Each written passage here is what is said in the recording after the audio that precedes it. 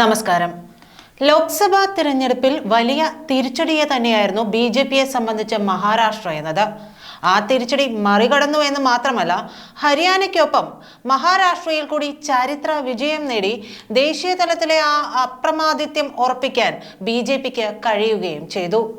വടക്കൻ മഹാരാഷ്ട്രയിലും പശ്ചിമ മഹാരാഷ്ട്രയിലും വിദർഭ, മറാത്ത, വാഡ മേഖലയിലുമൊക്കെ മഹായുതി സഖ്യത്തിന് വലിയ മുന്നേറ്റമാണ് ഉണ്ടായത്.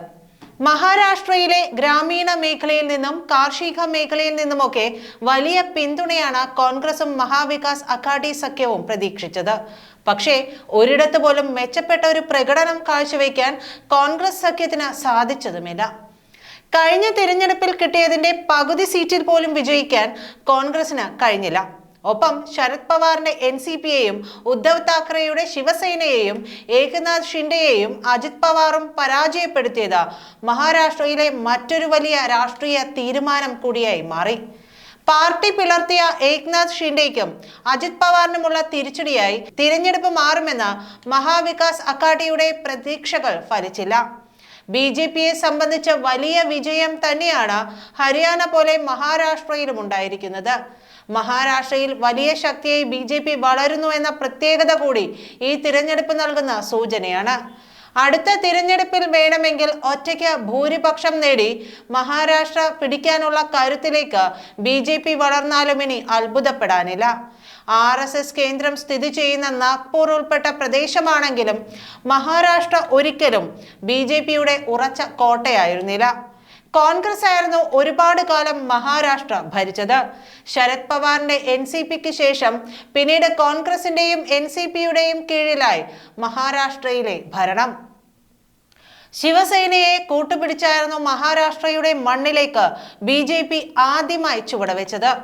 1995 ശിവസേനയുമായി ചേർന്ന മഹാരാഷ്ട്ര സർക്കാരിൽ ബി.ജെ.പി പങ്കാളിയായി. എന്നാൽ 1999 തിരഞ്ഞെടുപ്പിൽ ബി.ജെ.പിയെ തകിടം മറിച്ച കോൺഗ്രസ് വീണ്ടും മഹാരാഷ്ട്ര തിരിച്ചുപിടിച്ചു. പിന്നീട് ദീർഘനാൾ ഏതാണ്ട് 1.5 പതിറ്റാണ്ടുകാലം ബി.ജെ.പിക്ക് കാത്തിരിക്കേണ്ടി വന്നു.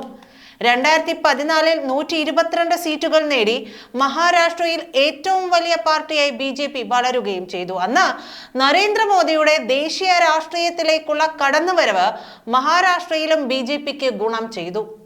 ശിവസേനയുമായി ചേർന്ന് 5 വർഷം ബി.ജെ.പി ഭരിച്ചു. ചെറുപ്പക്കാരനായിരുന്ന ദേവേന്ദ്ര ഫഡ്നാവിസ് മുഖ്യമന്ത്രിയായി. 2019 ബി.ജെ.പി സഖ്യം കേവല ഭൂരിപക്ഷം നേടി. 105 സീറ്റ് ബി.ജെ.പിക്ക് ലഭിച്ചു.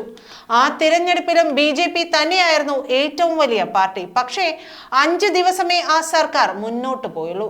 ഉദ്ധവ് താക്കറെ കോൺഗ്രസ് സഖ്യത്തിനൊപ്പം പോയതോടെ ഫഡ്നാവിസിന്റെ നേതൃത്വത്തിലുള്ള രണ്ടാം സർക്കാർ നിലംപൊത്തി. മഹാരാഷ്ട്രയിലെ കുത്തക പാർട്ടികളായി മാറിയ ശിവസേനയെയും എൻ.സി.പിയെയും പിളർത്തുകയെന്നായിരുന്നു പിന്നീട് ബി.ജെ.പിയുടെ നീക്കം. ഏകനാഥ് ഷിൻഡെയെ ശിവസേനയിൽ നിന്നും അജിത് പവാറിനെയും പ്രഫുൽ പട്ടേലിനെയും ഒക്കെ എൻ.സി.പിയിൽ നിന്ന് മറുകണ്ഠം ചാടിച്ച ഈ 2 പാർട്ടികളെ ബി.ജെ.പി പിളർത്തി. ഉദ്ധവ് താക്കറെ സർക്കാരിനെ വലിച്ച് താഴെയിട്ടു. ഇപ്പോൾ 2024 130-ലധികം സീറ്റുകളുമായി ചരിത്ര നേട്ടം കൈവരിച്ചിരിക്കുകയാണ് ബി.ജെ.പി. കേവല ഭൂരിപക്ഷത്തിന് വളരെ കുറച്ച് അംഗങ്ങളുടെ പിന്തുണ മാത്രം മതി. 147 സീറ്റിൽ മത്സരിച്ചാണ് ഇത്രയും വലിയ നേട്ടം. ബി.ജെ.പി സഖ്യം 236 സീറ്റുകളും നേടി. മഹാരാഷ്ട്രയിലെ എല്ലാ വിഭാഗം വോട്ടുകളും ഇത്തവണ ബി.ജെ.പി സഖ്യത്തിന് അനുകൂലമായി. OBC മറാത്ത വോട്ടുകളുടെ ഏകീകരണമായിരുന്നു ഈ തിരഞ്ഞെടുപ്പിൽ ബി.ജെ.പി ലക്ഷ്യമിട്ടത്. ദളിത്, ആദിവാസി, മുസ്ലിം വോട്ടുകളിൽ കോൺഗ്രസ് സഖ്യവും ശ്രദ്ധ കേന്ദ്രീകരിച്ചു. എന്നാൽ എല്ലാ വിഭാഗം വോട്ടുകളും ബി.ജെ.പിക്ക് അനുകൂലമായി പിളർന്നു. മഹാവികാസ് അഘാടി സഖ്യത്തിന്റെ എല്ലാ കണക്കുകൂട്ടലുകളും പിഴച്ചു. രാജ്യത്ത് UP കഴിഞ്ഞാൽ ഏറ്റവും അധികം ലോക്സഭാ സീറ്റുകളുള്ള രണ്ടാമത്തെ സംസ്ഥാനമാണ് മഹാരാഷ്ട്ര. 48 സീറ്റുകൾ. അതിൽ 30 സീറ്റും കഴിഞ്ഞ ലോക്സഭാ തിരഞ്ഞെടുപ്പിൽ ഇന്ത്യ സഖ്യം പിടിച്ചതുമാണ്. ദേശീയ തലത്തിൽ ബി.ജെ.പിയെ മഹാരാഷ്ട്ര പിടിച്ചുകെട്ടുക തന്നെയാണ് ചെയ്തത്. അന്ന് സംഘടനാപരമായി ഒരുപാട് പിഴവുകൾ ബി.ജെ.പിക്ക് സംഭവിച്ചിരുന്നു. അതെല്ലാം പരിഹരിച്ചായിരുന്നു ഇത്തവണത്തെ നീക്കം. തിരഞ്ഞെടുപ്പ് രംഗത്ത് RSSന്റെ വലിയ സാന്നിധ്യവും ഇത്തവണ BJPയെ തുണച്ചു. ഏതായാലും ലോക്സഭാ തെരഞ്ഞെടുപ്പിലെ തളർച്ചയ്ക്ക് ശേഷം ദേശീയ തലത്തിൽ ഹരിയാനയിലെ വിജയം BJPക്ക് ഒരു ബൂസ്റ്റർ ഡോസ് ആയിരുന്നുവെങ്കിൽ അതിനപ്പുറമുള്ള ഊർജമാണ് മഹാരാഷ്ട്ര നൽകുന്നത്.